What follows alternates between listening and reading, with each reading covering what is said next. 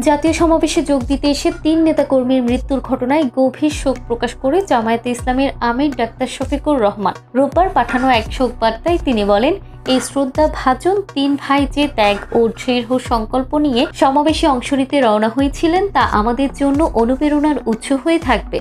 আল্লাহ যেন তাদের শহীদ হিসেবে কবুল করে জান্নাতুল ফিরদৌসে উচ্চ মাকাম দান করেন।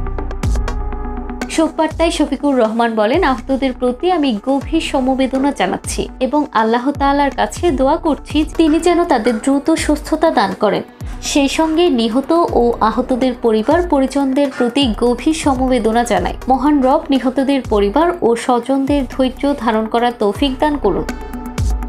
প্রসঙ্গত, শনিবার ঐতিহাসিক সোহরাওয়ার্দী উদ্যানে বাংলাদেশ জামায়াতে ইসলামী আয়োজিত জাতীয় সমাবেশে অংশগ্রহণের উদ্দেশ্যে ঢাকায় আসার পথে এক মর্মান্তিক সড়ক দুর্ঘটনায় খুলনার দাকব উপজেলা জামায়াতের আমির মাওলানা আবু সাইদ এবং পাবনা জেলার ঈশ্বরদী উপজেলার মোস্তাফিজুর রহমান মারা যান এবং বেশ কয়েকজন নেতাকর্মী গুরুতরভাবে আহত হয়েছেন। অপরদিকে সমাবেশ স্থলে উপস্থিত থাকা অবস্থায় রংপুর জেলার শাহ আলম হৃদরোগে আক্রান্ত হওয়ার পর তাকে ঢাকার কাকরাইলের সেন্ট্রাল ইসলামী ব্যাংক হাসপাতালে নেওয়া হয়। সেখানে তিনি চিকিৎসাধীন অবস্থায় তার মৃত্যু হয়।